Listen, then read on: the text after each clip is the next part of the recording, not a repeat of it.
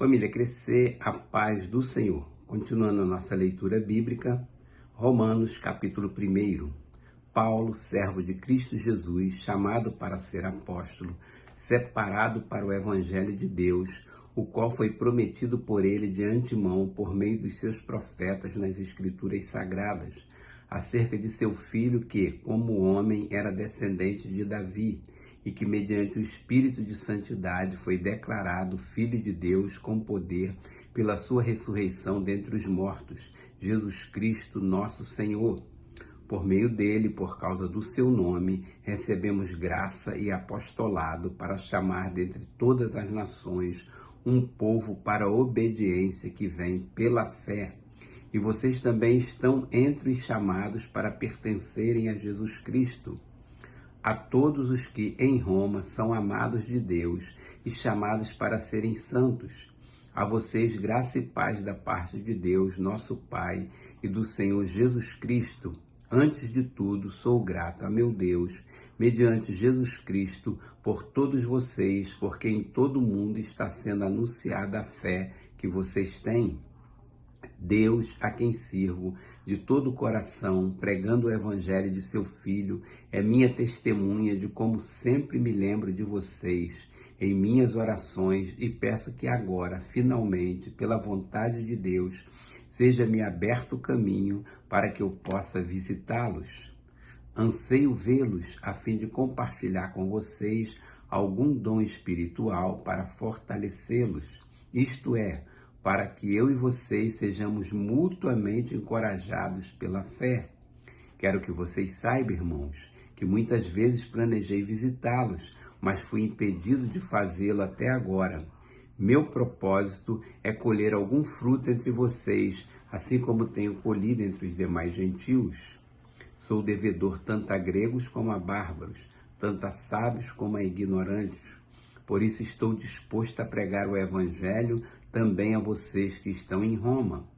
Não me envergonho do evangelho, porque é o poder de Deus para a salvação de todo aquele que crê, primeiro do judeu, depois do grego, porque no evangelho é revelada a justiça de Deus, uma justiça que do princípio ao fim é pela fé, como está escrito, o justo viverá pela fé.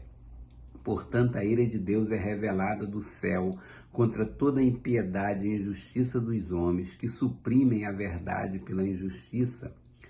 Pois o que de Deus se pode conhecer é manifesto entre eles, porque Deus lhes manifestou. Pois desde a criação do mundo, os atributos invisíveis de Deus, seu eterno poder e sua natureza divina, têm sido vistos claramente, sendo compreendidos por meio das coisas criadas, de forma que tais homens são indesculpáveis, porque, tendo conhecido a Deus, não glorificaram como Deus, nem lhe renderam graças, mas os seus pensamentos tornaram-se fúteis e os seus corações insensatos se obscureceram.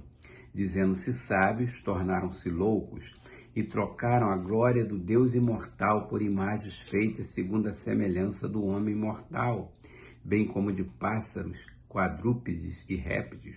Por isso Deus os entregou à impureza sexual, segundo os desejos pecaminosos dos seus corações, para a degradação dos seus corpos entre si.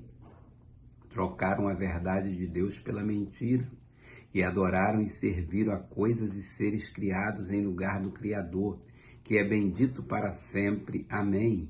Por causa disso, Deus os entregou a paixões vergonhosas. Até suas mulheres trocaram suas relações sexuais naturais por outras contrárias à natureza. Da mesma forma, os homens também abandonaram as relações naturais com as mulheres e se inflamaram de paixões uns pelos outros. Começaram a cometer atos indecentes, homens com homens, e receber em si mesmo o castigo merecido pela sua perversão. Além do mais, visto que desprezaram o conhecimento de Deus, eles entregou a uma disposição mental reprovável para praticarem o que não deviam. Tornaram-se cheios de toda sorte de injustiça, maldade, ganância e depravação. Estão cheios de inveja, homicídio, rivalidades, engano e malícia. São bisbilhoteiros, caluniadores, inimigos de Deus, insolentes, arrogantes e presunçosos.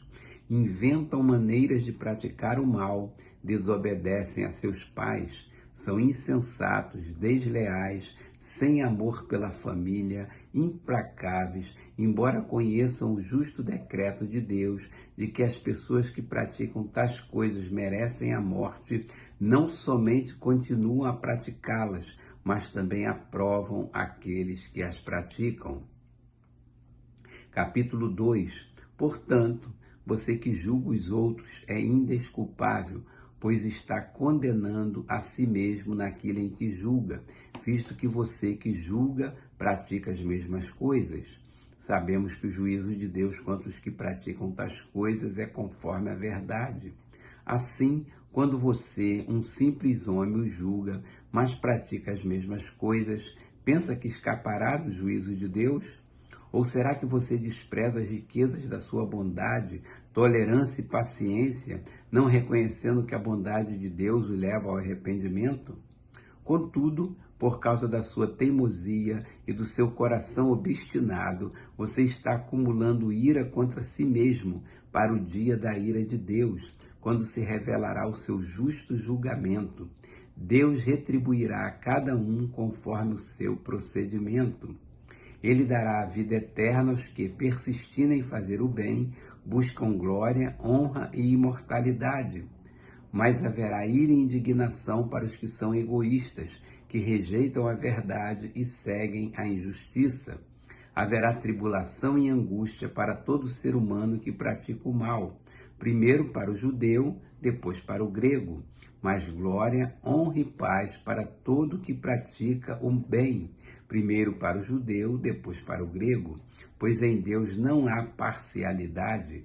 Todo aquele que pecar sem a lei também perecerá, e todo aquele que pecar sob a lei, pela lei será julgado, porque não são os que ouvem a lei que são justos aos olhos de Deus, mas os que obedecem à lei, estes são declarados justos. De fato, quando os gentios que não têm a lei praticam naturalmente o que ela ordena, tornam-se lei para si mesmos, embora não possuam a lei, pois mostram que as exigências da lei estão gravadas em seus corações. Disso dão testemunho também a consciência e os pensamentos deles, ora acusando-os, ora defendendo-os. Isso acontecerá no dia em que Deus julgar os segredos dos homens, mediante Jesus Cristo, conforme declara o meu evangelho. Ora, você que leva o nome de judeu, apoia-se na lei e orgulha-se em Deus. Se você conhece a vontade de Deus e aprova o que é superior, porque é instruído pela lei, se está convencido de que é guia de cegos, luz para os que estão em trevas, instrutor de insensatos, mestre de crianças, porque tem na lei a expressão do conhecimento e da verdade. Então você que ensina os outros, não ensina a si mesmo? Você que prega contra o furto, furta? Você que diz que não se deve adulterar, adultera? Você que detesta ídolos, rouba-lhe os templos? Você que se orgulha na lei, desonra a Deus desobedecendo a lei? Como está escrito, o nome de Deus é blasfemado entre os gentios por causa de vocês. A circuncisão tem valor se você obedece à lei, mas se você desobedece à lei, a sua circuncisão já se torna incircuncisão. Se aqueles que não são circuncidados obedecem aos preceitos da lei, não serão eles considerados circuncidados? Aquele que não é circuncidado fisicamente, mas obedece à lei, condenará você que, tendo a lei escrita e a circuncisão, é transgressor da lei. Não é judeu quem o é apenas exteriormente, nem é circuncisão a que é meramente exterior e física. Não, judeu é quem o é interiormente, e circuncisão é a operada no coração pelo Espírito e não pela lei escrita. Para estes o louvor não provém dos homens, mas de Deus. Romanos capítulo 3. Que vantagem então em ser judeu, ou que utilidade há na circuncisão? Muita, em todos os sentidos, principalmente porque os judeus foram confiadas as palavras de Deus. Que importa se alguns deles foram infiéis? A sua infidelidade anulará a fidelidade de Deus? De maneira nenhuma. Seja Deus verdadeiro e todo homem mentiroso, como está escrito, de modo que são justas as tuas palavras e prevaleces quando julgas. Mas, se a nossa injustiça ressalta de maneira ainda mais clara a justiça de Deus, que diremos? Que Deus é injusto por aplicar a sua ira? Estou usando um argumento humano. Claro que não. Se fosse assim, como Deus iria julgar o mundo? Alguém pode alegar ainda, se a minha mentira ressalta a veracidade de Deus, aumentando assim a sua glória, por que sou condenado como pecador? Por que não dizer, como alguns caluniosamente afirmam que dizemos, façamos o mal para que nos venha o bem? A condenação dos tais é merecida. Que concluiremos então? Estamos em posição de vantagem? Não. Já demonstramos que tanto judeus quanto gentios estão debaixo do pecado. Como está escrito, não há nenhum justo, nenhum sequer. Não há ninguém que entenda, ninguém que busque a Deus. Todos se desviaram, tornaram-se juntamente inúteis. Não há ninguém que faça o bem, não há nenhum sequer. Suas gargantas são um túmulo aberto, com suas línguas enganam, veneno de serpente está em seus lábios, suas bocas estão cheias de maldição e amargura, seus pés são ágeis para derramar sangue, ruína e desgraça marcam os seus caminhos, e não conhece o caminho da paz. Aos seus olhos é inútil temer a Deus. Sabemos que tudo o que a lei diz, o diz àqueles que estão debaixo dela, para que toda a boca se cale e todo mundo esteja sobre o juízo de Deus. Portanto, ninguém será declarado justo diante dele, baseando-se na obediência à lei, pois é mediante a lei que nos tornamos plenamente conscientes do pecado. Mas agora se manifestou uma justiça que provém de Deus, independente da lei, da qual testemunham a lei e os profetas. Justiça de Deus mediante a fé em Jesus Cristo para todos os que creem. Não há distinção, pois todos pecaram e estão destituídos da glória de Deus, sendo justificados gratuitamente por sua graça, por meio da redenção que há em Cristo Jesus. Deus o ofereceu como sacrifício para propiciação mediante a fé pelo seu sangue, demonstrando a sua justiça. Em sua tolerância havia deixado impunes os pecados anteriormente conhecidos, mas no presente demonstrou a sua justiça a fim de ser justo e justificador daquele que tem fé em Jesus. Onde está então o motivo de vanglória? É excluído. Baseado em que princípio? No da obediência à lei?